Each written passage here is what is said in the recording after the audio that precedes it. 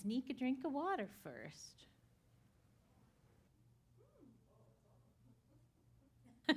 Cool, clear water. So if it's on, then we better get going, huh? So welcome to Flrysh. Yay! That's right. Thank you. Thank you very much. So today we have a couple of topics that may seem a little disconnected, but I think we can connect them. And it's because we're starting to look at the tools we use to find our voice and define our voice in the inner world, and then how we use that voice in the outer world to improve and guide our experience in the world and help other people. So I'm calling it Our Voice Within Us and in the World, but that may change by the time we finish the show. It's kind of its own animal. It kind of evolves as it wants to. But I always had in mind, like I had a bunch of different ideas. I wanted to do like back to school for this show because it's September, and I had a school teacher lined up, and then something happened, she couldn't make it. And so, it's been morphing and evolving into exactly what it wants to be. So we're gonna start with our fabulous audiovisual team, who is usually in the back, Tomorrow Duffy and Michael Duffy. And come on down or up, Tomorrow. Welcome. And, you have a microphone, and there's a microphone there. We have so many options. You know, I didn't do my normal opening, so will you sit with me while I do it? You have somebody else driving the video system? Yes. Okay. Let's see. I haven't turned this on yet. Oh, there it goes. Or did I turn it off? I just don't know. There we go. Okay, so let's start by our vow, which comes from the Order of the Sacred Earth. Let's read this together. I promise to be the best lover and defender of the earth that I can be, which lets us start wherever we are and take a step forward from there. And we are also connected with the IONS network, community network, which tells us everything is connected, which we totally agree with. And they connect science and spirituality. So we welcome anybody from IONS to join us here live or on the live stream. And so now we're gonna switch slideshows. We've got a lot of visual content today. So, and then I will let Tomorrow take it away. Do you want me up here so you can tell me about it, or do you want to talk to the audience? It will speak for itself. It will? Yes. Okay, which mic are you using so that the people at home can use hear? this mic. Okay, very good. So take it away. I'm going to sit here because I like it here. All right, are we waiting for the cue or are we reading it? I think I do have to go to the audience for a little bit. Michael, would you dim the lights?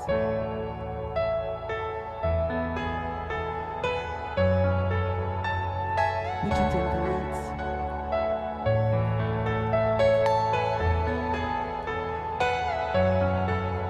Where's my sad?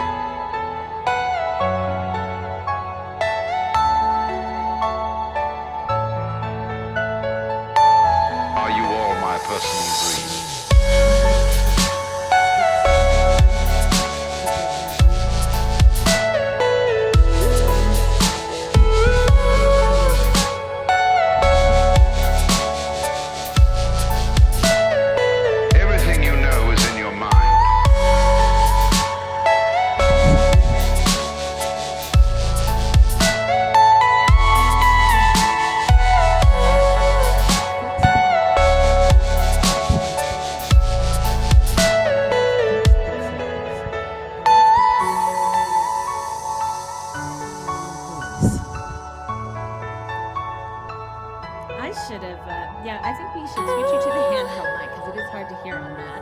So you can just swing that out. And I usually thank Michael and Tamara at the end of the show for their work and direct you to their company in your own voice.com, which is what she's presenting right now.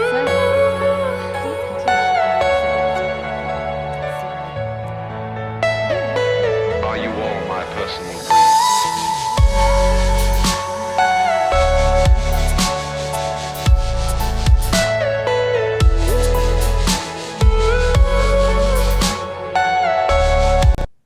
So why not create your own thoughts that you want to hear for yourself?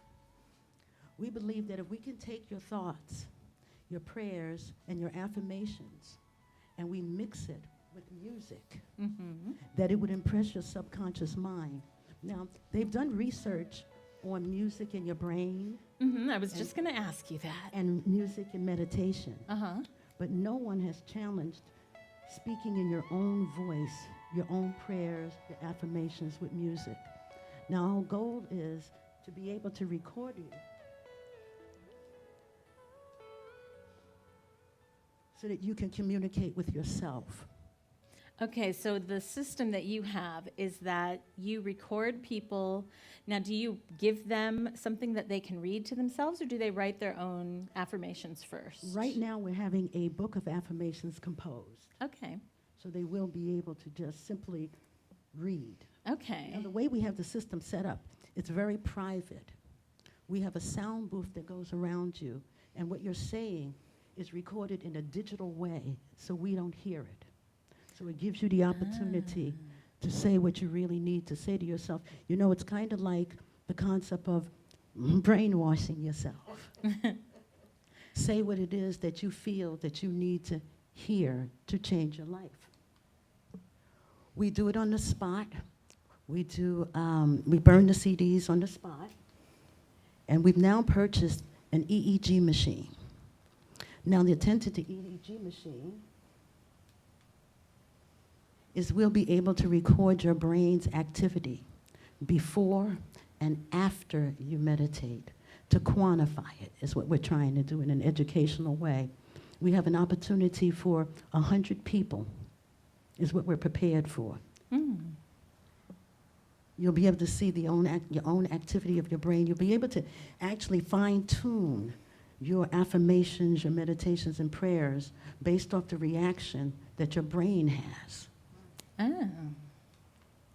Well, you figure if you're telling yourself negative self-talk, and that's what your brain is used to hearing, and you switch it up with your own voice positive self-talk, that will have, if not as much, perhaps a greater impact in the positive direction, and at least counteract the negative to retrain And it's your based brain. on the fact that you speak to yourself all day long. Yeah. That's all you do. And so we record them on MP3 players, and we have eye masks that we'll be giving away so that wherever you are, you'll be able to meditate. Except driving. I mean, I guess you could listen while driving, but not with the eye mask. That's so a little what- safety tip. So that's what we're hoping to do, to get a group of people together that are serious about it, that are willing to commit to 8 weeks to change their own lives. It's actually a new thought for new thought. It's old wine, new skin, is basically what I say. It's changing the system in a more modern way, because what we seem to find is that we go from center to center only to hear a different hook on the same story. This is something new, and I think that this will help bring young people in because of the combination of the music and the fact that we're actually trying to quantify it. We're going to do it in an educational way to see if it works. You know, the thought occurred to me because I use Insight Timer, and I listen to meditations as I fall asleep so that I'm listening to something positive, and so that it gives my mind something to grab onto. Like Paulette Pipe, who's a meditation teacher, says it's like giving an elephant a stick. Otherwise, the elephant's trunk is reaching for something to grab onto. So if I listen to a meditation at night, often I'll fall asleep before the meditation is over. And I wonder if listening to my own voice as I fall asleep, if it would take a period of me getting past self-criticism about the way I speak. Like a lot of people experience that they don't sound like themselves to themselves when they hear themselves recorded. So that's why the 8 weeks sounds good, because it might take some time for your brain to accept that that's you. And we do have a video. Oh, okay. Yes. Well, let's watch the video. It's just a short little video. Okay, I'm going to move so I can see it.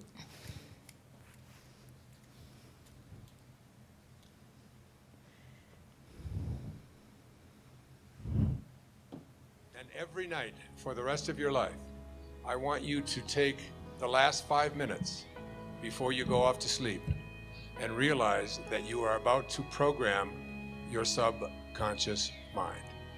All right? Your subconscious mind is most at home when you are unconscious, when you are asleep. If you spend the last 5 minutes of your day, which so many people do, reviewing all of the things that you don't like and all the things that didn't work out and how terrible you feel and who abused you and who was mean to you and who said this and they did this, and you're constantly doing this kind of thing with your mind, then you are programming your subconscious mind that when you awaken, because you're now about to marinate for the next 8 hours in your subconscious mind. And then when you awaken, you will rejoin the universal subconscious mind, the mind of God, from which we all originate. We're all just individualized personal expressions of that one thing that we call the Tao, or God, or divine mind, or soul, or spirit. But the Tao that can be named is not the Tao. So you want to be real careful about how you program your subconscious mind. This is from the book of Job. In a dream, in a vision of the night, when deep sleep falls upon men while slumbering on their beds, then he opens the ears of men and seals their instruction. Job 33, 15 and 16. When you are slumbering on your bed, he opens your ears and seals your instruction. What you place into your subconscious mind as you are about to go into this deep slumber is all dependent upon what you do the last 3 or 4 or 5 minutes before you go off to sleep. You want to place into your imagination whatever you have placed into the I am that I spoke about earlier. I am well, I am content, I am peaceful, I am happy, I am prosperous, I am abundant, I am God, I am God, I am God. Because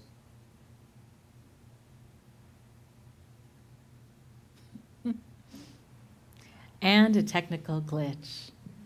You know, I saw a thing on Facebook. It was a nature documentary, and it was an octopus that had fallen to sleep. And it's a type of octopus that can change colors when it touches things. And so it was just kind of floating, kind of limp at the top of the aquarium. And it was dreaming, and it changed colors as it dreamed. It didn't move, it wasn't touching anything different. And so the man who works most closely with the octopus was saying that's the color she changes when she's caught a crab and wants to eat it and doesn't want anyone to see. And so he was narrating, knowing the colors that the octopus changes, and he called her a she, narrating the dream that she must be having. And so this is like the word version, the vocal version of kind of narrating your dream for yourself. And maybe you change colors, we don't know. I'd like to see. I was going to ask you, when you showed the difference in the brain, Yes. the two sides, you know, Yes. without your own voice and with your own voice, is there a particular color that you're going for? Like you said, you can modify what you're saying to change it to... Right, Beck, if we could go back to those. The slide with all the slides with the brain brains. colors. Do you understand? Yes. So in those, instead of like your skin, like the octopus, your brain is doing the color changing. Yes. Yeah. Yeah. So, like, on the left, there's all the yellows and reds, which I assume is more agitation. Yes. Maybe. And yeah. yes. And so you're going for the blue and green tones. Yes, So if yes, you're Huh. saying something to yourself that brings out the yellow and red, you need to modify it. yes, So you're speaking nicely to you. yes. Yeah. Yes. Okay. So the 8-week process, people come back every week and you measure again, Yes, or we can measure again, yes. okay. The colors? It's show- a EEG. So what is that? Electroencephalograph? Is that what that Yes, stands it's for? the EEG machine. Michael, go back to the machine. Oh, there you are. So it measures your brain Brain, your brain activity, waves, the activities of your picking up brain. the electricity in your brain, Mhm. because we are electrical beings. And so when your activity in your brain changes, it shows up differently on the measurement device. Yes, yes. Yeah, so it's a nice way to measure, because spiritual and positive thinking and all of that can seem so nebulous that we don't really have necessarily, without this, a way to measure except if we just feel better. Correct. But this lets us see, In a scientific way. yeah, and maybe if there's something that we tell ourselves that's actually triggering to us and brings up something that we still need to work on, that might show up in Yes, the EEG Yes. measurements. yes, So then we know to rephrase that so that we are getting ourselves to a place of calmness, or, that blue with the swoosh on it looks a lot like the universe, doesn't it? It looks like the sky with some stars or something like that. So, And then Michael has a little reading that he's going to yes. do for you. And this really shows how, as we say, you can flip the script. Mm. All Yes, right. this is an example of how you can negatively program yourself to start. Okay, Can you guys so see I'm going over to read me? the poem all the Okay. way through first. I'm very ugly, so don't try to convince me that I'm a very beautiful person, because at the end of the day, I hate myself in every single way, and I'm not going to lie to myself by saying, there is beauty inside of me that matters, so rest assured, I will remind myself that I am a worthless, terrible person, and nothing you say will make me believe I still deserve love. Because, no matter what, I am not good enough to be loved, and I am in no position to believe that beauty does exist within me.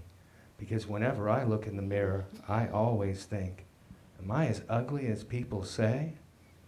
Now, I'm going to flip the script, as we say, change the perspective, and I'm going to read it in a different way. Am I as ugly as people say? Because whenever I look in the mirror, I always think, beauty does exist within me. And I am in no position to believe that I am not good enough to be loved. Because no matter what, I still deserve love. And nothing you say will make me believe that I am a worthless, terrible person. So rest assured, I will remind myself there is beauty inside of me that matters. And I'm not going to lie to myself by saying I hate myself in every single way. Because at the end of the day, I'm a very beautiful person. So don't try to convince me that I'm very ugly. It has such a different meaning when you... The same words. Yeah, The same yeah. words. Yeah, different order. So this is But the I end really for felt us. sorry for the first reading, whoever was saying that to themselves. Right. Right, right. To feel that bad about yourself. I think that we're our own worst critics. You've heard Yes, that we are. saying. Yes, we And are. so I think often we don't catch what we're thinking to ourselves. So after hearing this talk, maybe we should start paying attention if we are berating ourselves or picking on ourselves or asking, oh, why did you do that again? Or what's wrong with me? Or that sort of just kind of automatic thing. and catch ourselves and start making the shift, and then come and see tomorrow. And Michael, you said you brought the equipment with you so people can see it. Is that's No, not we didn't available bring it today? with us. No, we didn't bring Okay. it with us. But we have 100 MP3 players, 100 SD cards, and 100 eye masks. So we're looking to quantify it with 100 people. Okay. So we should look for events or different opportunities that we can share this and see the difference. results. Yeah, see the See the results with results. 100 people. And I think it's particularly good for practitioners Mm-hmm. because you need to perfect your treatments. And you need to Yeah. see that they're working and effective for you. That's a good way to think of it. And we're all really practitioners on ourselves, right? So this lets us refine who or how we are speaking to ourselves. Because a lot of times when you listen to meditations from great teachers, you're giving the power to them to tell you how wonderful you are.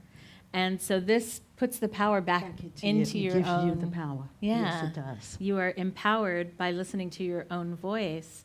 And if we're all individualized expressions of the one spirit, as we know we are, then wouldn't it be our own voice talking to us as the voice of spirit?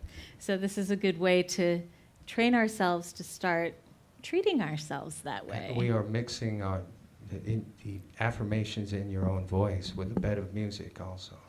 Oh, Right, we nice. have the music behind it to impress the subconscious mind because they've done all kinds of tests on music. They've done all kinds of tests on meditation. But to put it in your own voice, we think would have a serious impact. So we like to try it. No one's done it before, so it's something new. And then, Yeah. like I say, old wine, new skin. It's a different way of practicing. It gives you something to do yourself that participates in your own spiritual growth. Yeah. Did I hear a question? I was wondering about the music. Mm. Do you provide the music? Is it your background music or? You can use your own CDs as long as no one's selling them. Mm. So if you have a favorite CD, we mix it with your voice. Mm. And then we have people like Angela, who's volunteering CD with music, and we're going to ask Kiratan to see if they will provide some of the music so that we can start to circulate the whole idea because we're looping it together. So it'll be on a loop. And it's like they say, Dyer says? That the last 4 hours of sleep, your subconscious mind is open to receive, which is why if you fall asleep with the television on, you have crazy dreams. Right. It's yeah. the same thing. So you might as well just brainwash yourself. Put yourself back in a space of healing. Do the things, because practitioners work and heal other people. This is for you. This is Yeah. something for you guys. Physician, heal thyself. Heal thyself. Yeah. All right. Well, Okay. thank you, Well, thank you. Tomorrow. And thank you, Michael. That sounds exciting. And so I know I mentioned it to a friend recently. We were talking about meditation tools, and I said, I know somebody who records, their own voice and listens to it back. And she said, oh, that's interesting.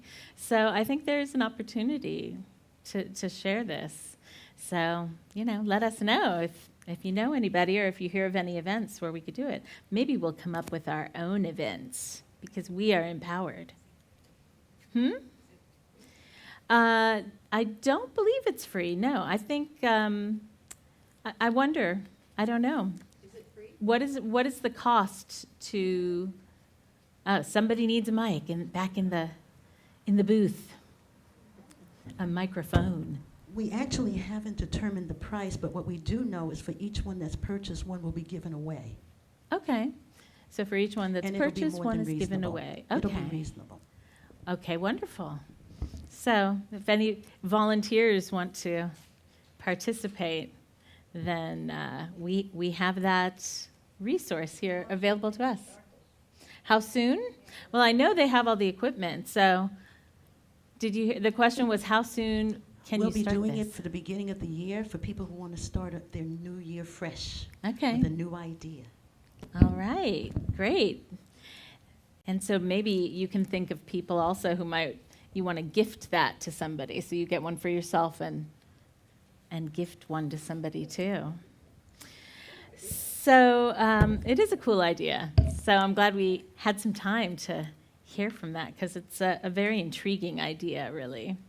So from working on inner voice and how we direct our inner life to the outer voice and how we use that in the world, one of the things that I've been pondering is homelessness in San Fernando Valley and what we can do. And it seems like from an ecological standpoint, since this is Flrysh and that's what we talk about, there's got to be a way to create a sustainable solution for homelessness that also brings us back into alignment with values that clearly have gone out of whack in our society right now, which is why, you know, the focus on money has taken over instead of the focus on community and the earth. So my father is very involved in his local neighborhood council. And he was saying, and he's like passionate about it, and he was saying that there is money from the city to do projects. And so I kept thinking, you know, this is not something that I figured out. I'm sharing with you an exploration that I've been doing and kind of how it's led to a possibility for our community to be part of. So it started with kind of a random, on Facebook, I was tagged by a friend who saw at the LA County Museum of Art there was a Sri Lankan art exhibit. And knowing that I lived in Sri Lanka, she tagged me, and somebody else tagged a friend. And I thought, oh, who's that Sri Lankan person? So I clicked, and it's Mel Tilakaratne, who operates an organization called the Shower of Hope. And he has 4 trucks that are mobile homes with a shower, essentially. And they have different days all over Southern California so that people who are homeless can have a proper shower. They don't have to sneak it and steal it wherever they can.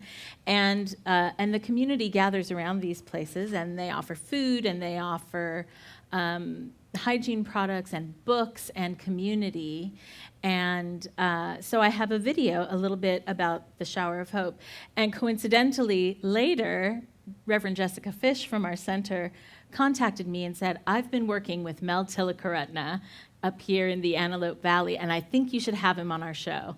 Well, he's very busy, so I haven't been able to get him over here, but I do have a video about him. So that's one of the ones that are saved on the desktops. Let me come and sit down here and see what happens. This is also an experiment in showing several videos in a row.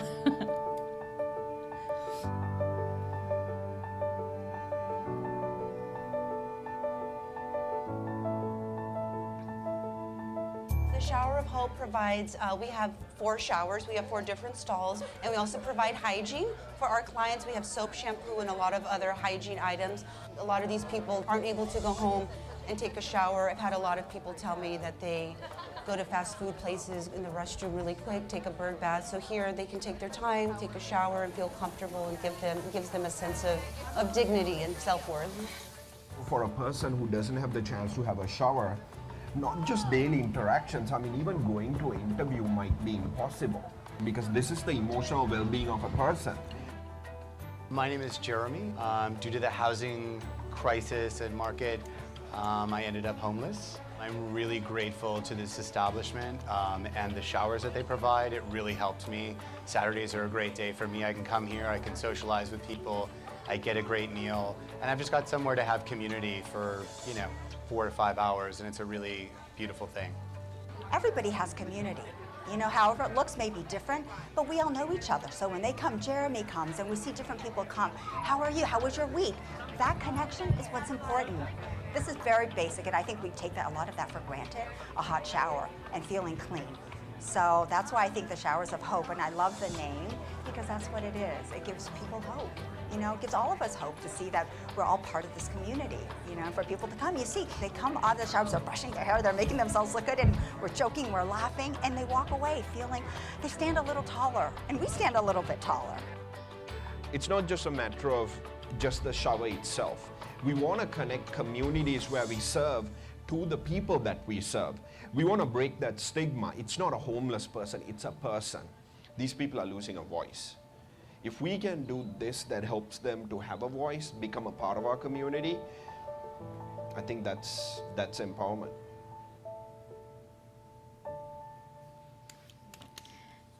So now we've met Mel Tilakaratna, a fellow Sri Lankan like my father.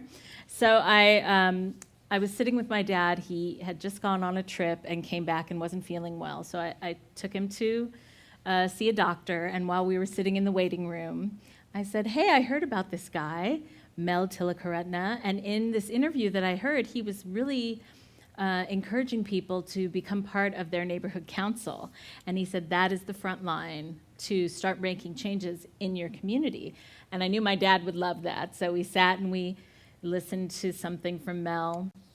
And then we started talking about, you know, what other things could we find that gives us an idea of what other communities are doing. And I was thinking of how we want to clear landfill. That's one of the goals of ecology. And so I found a guy in Oakland who uses material that has been discarded, that is just sitting around. It hasn't maybe even made it to the landfill. And he uses those to help build creative tiny homes for the homeless in Oakland, in the Bay Area up north. So when you have that video ready, the homeless here we people, go. They were coming around to these piles and making Can you homes turn it up with a little what they bit? found. So for my homes, I just wanted to use everything from the street.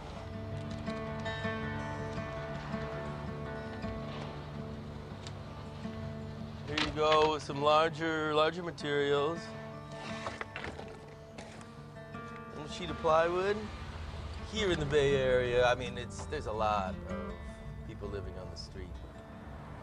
Being inspired by the homeless and watching them build many homes and seeing that, you know, they aren't homeless, they do have homes, we just don't see them as homes. And I kind of wanted in. I wanted to build a home in one day for no money. Could I do that? You know, what really compelled me to keep going, just the impact that I saw that it had on the people that I gave it to. You know, they were calling it a home, they were decorating the homes.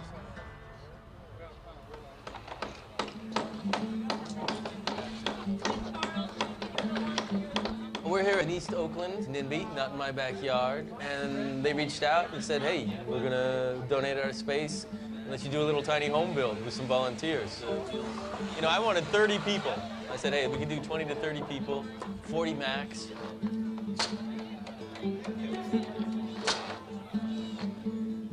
It looks like, you know, we might make 10 homes.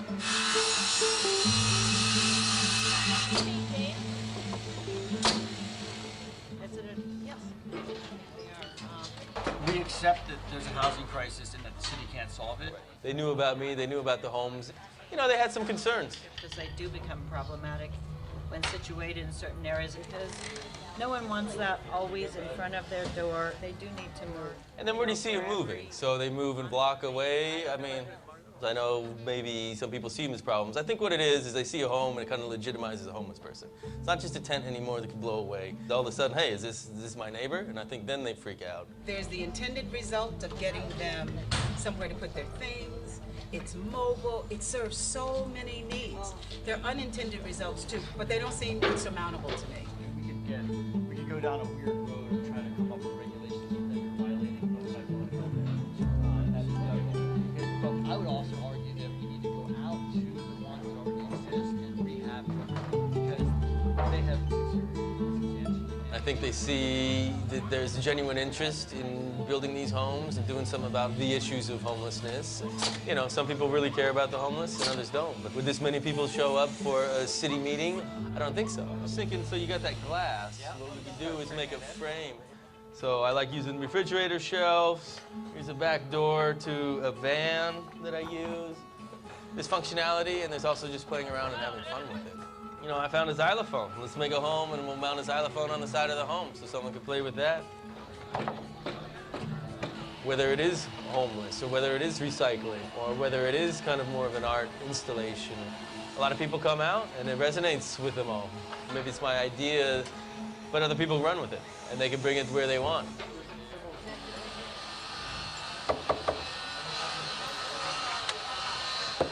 Today's been great. Here's the second day of our build, and what we're doing now is trying to finish up some homes.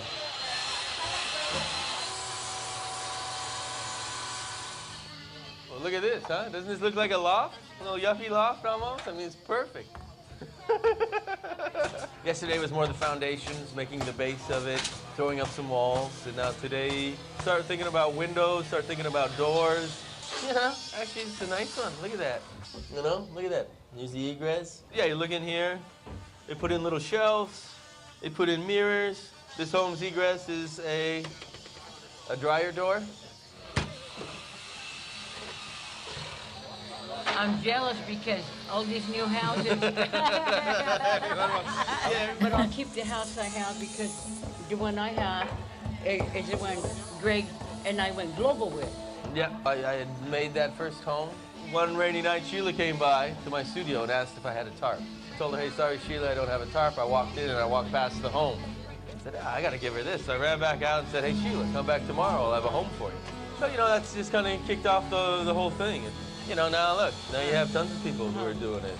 And it's like if you ask them, they will come. Ask them, they will come. And look how many people came. Yeah. Look how many houses Greg and I have to give away now. Yeah, yeah. What course is this home gonna have? What little path's gonna go down? Someone's gonna be sleeping in here. Someone's gonna be calling this home. How's their life gonna change? So what I love about that, I kind of have chills right now. Thanks for watching MSNBC. And that was in on YouTube. If you wanna MSNBC. keep That was up to a date with the videos we're mainstream. putting out, you can click subscribe You just below can me, or click over you on can end that for us or fade it out or something. Thanks. So what I love about that is it's community, it's creativity, it's resourceful and repurposing things that would otherwise end up in landfills. And, you know, imagine how that community feels when they see something that they've built being used by somebody who needs it. So many, it serves, I mean, it has so many Yeah. benefits. Yeah. So many different ways. It's such Yeah. a positive thing. So then I kept looking for other videos of other ideas, and I found a story. This one isn't the one I found, but it's a little more informative. A story about a program that's being done with a high school where the shop class, the high school students, build the tiny homes for homeless people, and then the students get to go see and meet the people who have moved into the home that they built. This is more about the program itself. It's called the Sawhorse Revolution. I don't know that there's anybody following the program here in Los Angeles area, but there's an opportunity that, you know, maybe we'll find somebody who wants to help us get that started. And so here's a little bit about Sawhorse Revolution for the youth.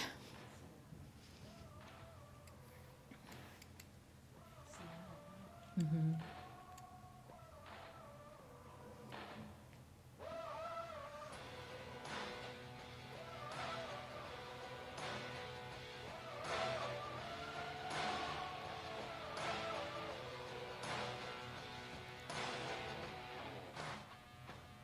Sawhorse's mission is to foster confident and community-oriented youth through the power of carpentry and craft. And we do this in a really simple way. Essentially, our model is to take professional carpenters and architects and team them with high school students to create amazing projects for their own communities. Since inception, way back in 2010, we've served more than 550 youth. And by the end of summer 2018, we will have completed 20 projects for people experiencing homelessness. You guys came to my art class and started talking about this program, and I was interested, and I just started signing up. I learned a lot of hard skills, like how to use a saw and using the nail gun and all that. And I actually did my senior project based on this. Gives me something to do, and it's actually a really good thing to do, and I don't know, I enjoy it. I've gained a lot of actually hands-on use with building something that you design. It's really helpful to design something and then see the flaws that you made when you're actually building it. The skills is gonna help me get a job when I'm older.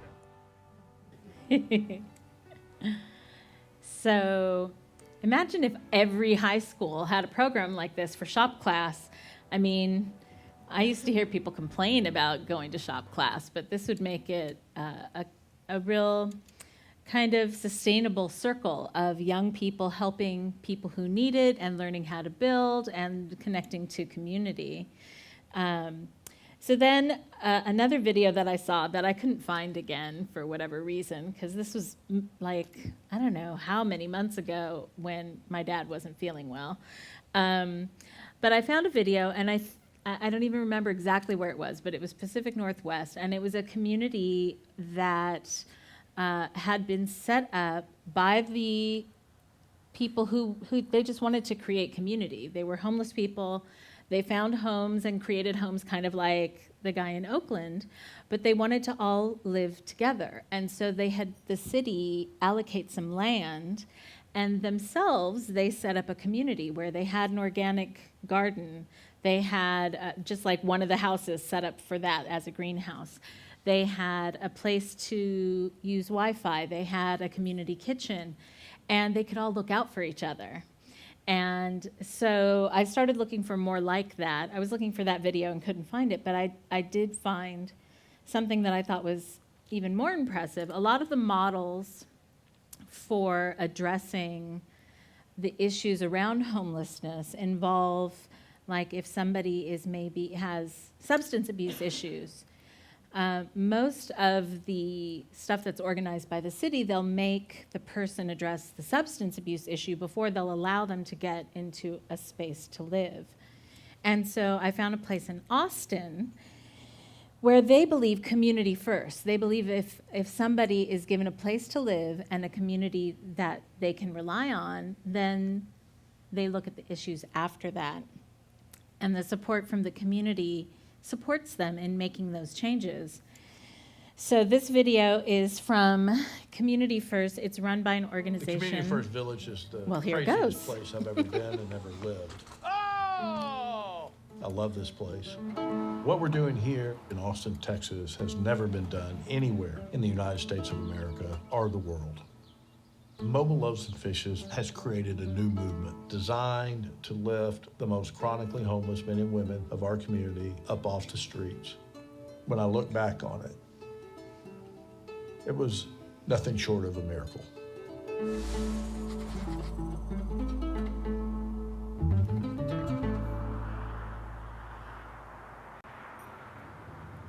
The current system for addressing chronic homelessness in the United States of America is absolutely not working. This is a human issue that requires a human response. Peanut butter and jelly or meat and cheese. Need a blanket, bro? Yeah. Let's grab us some food, man. Yeah. Mobile Loaves and Fishes was started back in 1998 in order to feed the homeless in Austin, Texas. When the truck goes out, those that are serving and those that are being served are on the same side of the serving counter. Oreos, cookie, water. There's no disconnect. And this requires a human-to-human, heart-to-heart relationship. Yeah, I know what it means. It's the simple things. And that singularly was the game changer. Truly, that food truck ministry is what taught us what we needed to know in order to build Community First Village. In 2004, I came up with this idea that we could go out and buy a gently used recreational vehicle, lift somebody up off the streets. And I started fantasizing as the serial entrepreneur that I am, why can't we build an RV park? Community First Village is a 51-acre master planned community that is designed to lift the chronically homeless up off the streets of Austin. Mobile Loaves and Fishes cares for the people who have experienced long-term homelessness. Many of them 5, 10, 15, even 20 plus years. At that point, they have experienced so much trauma. We believe that the single greatest cause of homelessness, particularly in our country, is a profound, catastrophic loss of family. I was married for 8 years. I got a divorce in '92. I lost my house and my world because I lost custody of my son, full custody. It devastated me, so I medicated myself with drugs. To tell you the truth, I really didn't want to live anymore. But coming to Community First, it's been one of the best things that's ever happened to me. Our role is to really bring them into a community where they are loved and cared about, and where they have an opportunity to begin the process of healing from all of that trauma. At Mobile Loaves and Fishes, our only goal is to inspire communities into a lifestyle of service with the homeless. That's it. The neighbors that live at Community First Village are incredibly gifted human beings. One of the joys of the work that we do is being able to give them the opportunity to put those gifts and talents to work. We create micro-enterprise opportunities for our neighbors to earn a dignified income doing things that they love to do. We have a car care business, an art house, a pottery operation, a blacksmithing shop, a wood shop, and a full-blown organic farming operation. Over the last 2 years, we've paid out more than $1 million to our neighbors. That's putting money back into their pockets to help them to be able to earn a living and enjoy life here. All of us desire to have purpose in our life. Community First Village is transforming the lives of everyone who's a part of this community. This place, it's really empowered me to do great things. I have my own family here. A real family that pulled me up and loved me when I couldn't love myself. This is where I got my life back. Housing will never solve homelessness, but community will. Catalyst highlights social entrepreneurs exploring bold solutions to big problems. Subscribe to Freethink to be the first to see new episodes. I had never heard of Freethink or Catalysts before. I just found that video when I was searching for different community solutions, because that's what Flrysh is about, to together replant ourselves in a garden of our making.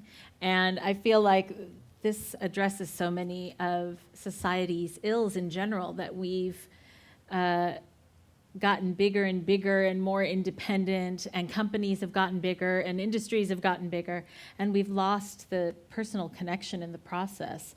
So places like Community First seem like, you know, people who can sort of start rebuilding society from a more sustainable place, and we can have different levels of society going at the same time, right? Like our bodies, we've got the cellular level, we've got the level of our musculature and our skeletal structure, and it's all true and it's all happening at once and it's all important. They're just different. A cell from one wouldn't necessarily fit in with the other, but each has its own important place. So then one of our previous guests, Erin Riley, who goes by Erin Audacity Riley online, from Hope Gardens Landscaping. One of the things she does is she helps people grow vegetables in their backyard, and she donates them. And in conversation before the show, or maybe after, my mom was talking to her, and Erin gathers donations to give to homeless women, I think specifically is what she was looking for. She was looking for undergarments and makeup and the kind of things that you can't normally give to Salvation Army, or where you would normally drop off your giveaway stuff. So Erin takes it, and she didn't say what organization she was working with, but she specifically targets women. So I contacted her the other day and said, okay, do you want to come on the show and tell us what you've learned? And she said, you have to talk to the Sisters on the Street. And they are twin sisters who started working with the North Valley Caring Services, like we do at Christmas, and they wanted to make personal connections with the San Fernando Valley community and not just help them by donating, but actually connect to people and talk to them. So let's watch a little bit about the sisters. I have 2 videos about them, and then we'll talk a little bit more. There we Well, go. with the hygiene project, it's all about opening doors pretty much so my sister could get in. So we collect and distribute the hygiene products, and we go and deliver them to the homeless directly in their camps, the trails, and parks under freeway underpasses. And we see them every week, and we start developing relationships and hopefully start offering services and get them off the streets. Well, one experience I had that made me start the hygiene campaign was I did a homeless voter registration campaign when Measure H was coming out, and I would go to winter shelters and just have a table and trying to get people to sign up. And one time I was there, and there was this woman, and she seemed really upset, and she was yelling at this DMH, Department of Mental Health worker. She said, she was screaming at her saying, "I'm trying to get a pair of pants, I just bled through my pants, I'm being treated like a dog. You know, I used to be a good person, I used to have a house and a job, and now I can't even get a pair of pants with blood on it." And then it made me think, like, how some homeless women have to choose between eating for a meal or bleeding through their only pair of pants. Laura, you know, she feels we're all brothers and sisters. So we're helping our sisters, the females on the streets. It just kind of tied in that we're twin sisters. You probably know people that are homeless. A lot of people can't afford tuition and rent at the same time, so they'll sleep in their car just to go to school. Every month we go to a Homeless Connect where the city sets up an event where they have 20 to 30 different vendors offering free services, the DMV, Department of LA Housing, job fairs, and there's always donation tables, and Sisters on the Streets make sure that we're there. And when we set up our tables, we have all our feminine hygiene, we have shower, we have everything. So this is one of the boxes that started it all, the hygiene project box. So we made 10 of these, and we put the label on and a sign on the inside saying when we'll pick up the box, and 3 or 4 pads, deodorant, soap, antibacterial, socks, a toothbrush, a pack of wipes. So wipes are some of the most important things you can have. For many people say just this can make you look not homeless. We all work alongside Manny Flores and his wife Betty Flores. I don't know if you know them, but yeah, Manny works for North Valley Caring Service. And he and his family actually started doing the outreach, which we joined every Wednesday when we go out. And Warner Brothers donates craft services food. And it's the most amazing food. It's really is. Bacon wrapped steak, yellow rice, amazing vegetables. It's like the food that the movie stars eat, and it's kind of the leftovers. So we go and we dish up the meals, usually around anywhere from 130 to 190 meals. When I take my son to school every morning, once we exit the freeway off ramp, there's Jessie, a homeless woman who's on the corner with her sign. And I went and I talked to her one day, and I said, "Oh, well, where do you stay?" And she pointed up to the hill.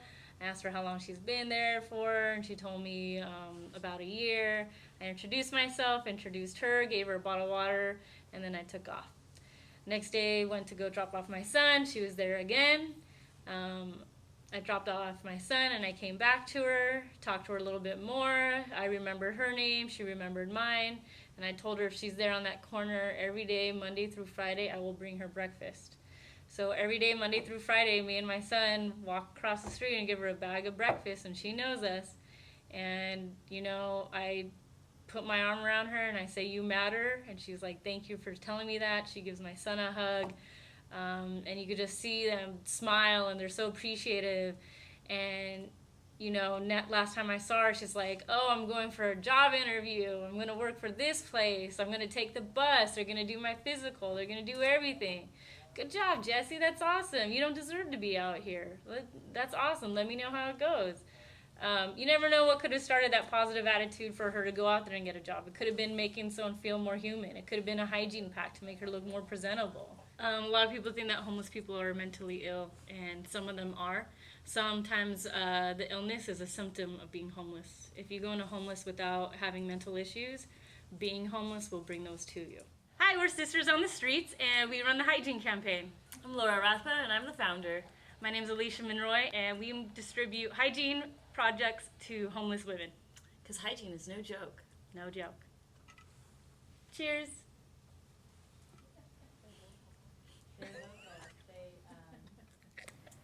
They work out of the San Fernando Valley. There was a a peaceful protest to support putting up a homeless shelter that was specifically for veterans and seniors that are on the street. Erin Riley texted me this morning, and she said it's a peaceful counter-protest. So they're not protesting against it. They are counter-protesting, which means they are for it. Yeah, so that was early this morning. I did not make it, but the sisters, I think, is who Erin was working with, and they go out every Wednesday. So if you think about their day-to-day, they would have started at 7:45, done the counter-protest, and then joined the North Valley Caring Services group and gone out all day today, Wednesday, to hand things out.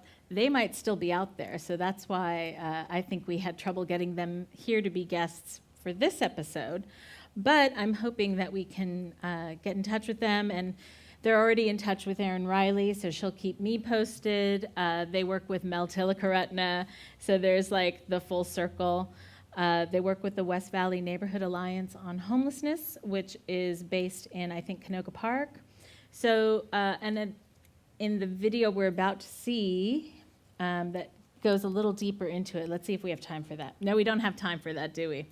They said that they go to city council meetings and they talk to city officials because they want to be the link between organizations and the city.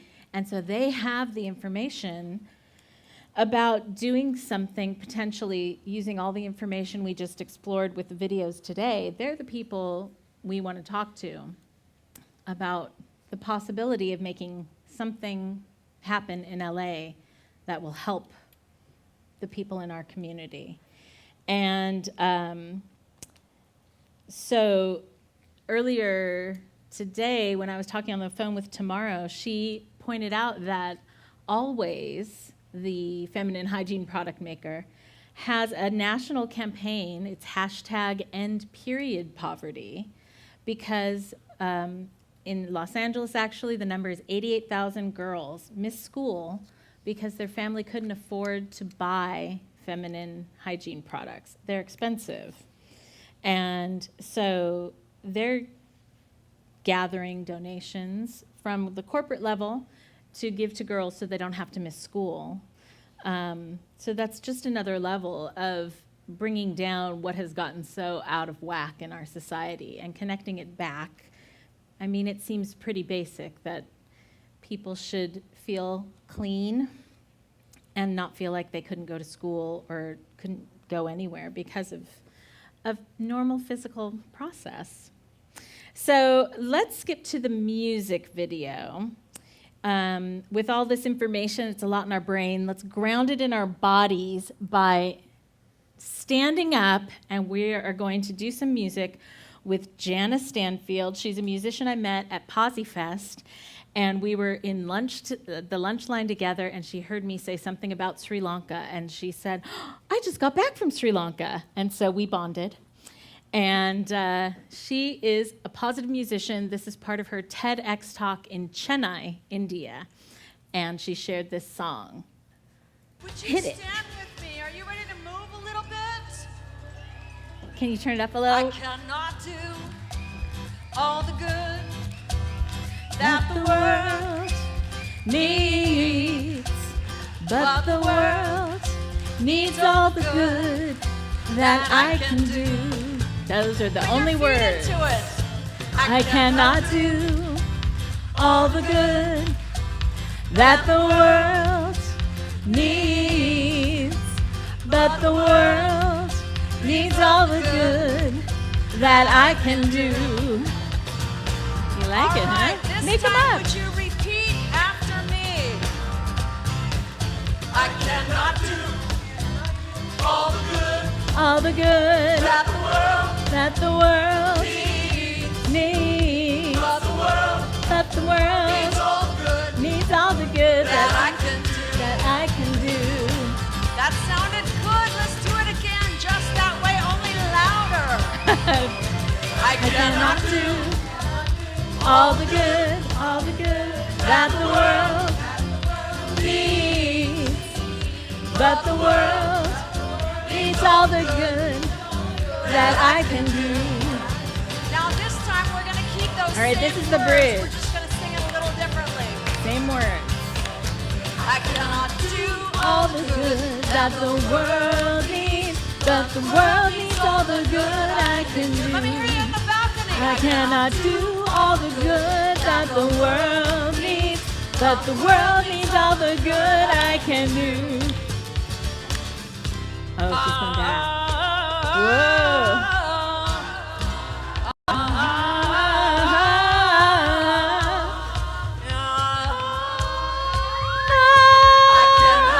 Let me hear ya. All the good that the world needs, but the world needs all the good that I can do. I want you to crank up the volume. Repeat after me. I cannot do all the good that the world needs, but the world needs all the good that I can do. Are you feeling it? Hopefully it gets stuck in our head. All the good that the world needs, but the world needs all the good I can do. The camera's on you. Let me see some dancing. All the good that the world needs, but the world needs all the good I can do. I cannot Do all the good that the world needs. World needs all the good I can do. We're like doing a round with her. She doesn't know. It takes all of us to do the good. Do all the good that the world needs. The World needs all the good I can do. Hands in the air. I cannot do all the good that the world needs, but the world needs all the good I can do. In the balcony. I cannot do all the good that the world needs, but the world needs all the good I can do. I cannot do all the good that the world needs, but the world needs all the good I can do. Let me hear you. Ooh, she just keeps on going, doesn't she? But the world needs all the good I can do. I cannot do all the good that the world needs, but the world needs all the good I can do. All right, there she goes. Oh no, not yet. The world needs all the good I can do. There you go. So that was a packed house in Chennai. She had been invited to India by Ravi Shankar to be part of a world peace, thank you, summit, a women's world peace summit. So that is all the time we have for today. I wanted to thank the Centers for Spiritual Living Granada Hills for hosting us. Yay! And of course, the Duffys, Michael and Tomorrow, for AV and for sharing their new project, or their project, In Your Own Voice with us. So you can find out more at inyourownvoice.com. You can come and see them on Sunday and talk to them about that. And I made little cards for Shower of Hope if you want to find where they are. I think the closest to us is Hollywood. And then, so there's theshowerofhope.org. And then the Sisters on the Streets are sistersonthestreets.org. And all of their cool graphic work and their videos and their logo was done by CSUN. They have, it's called the CSUN Impact Hub, Impact Design Hub maybe.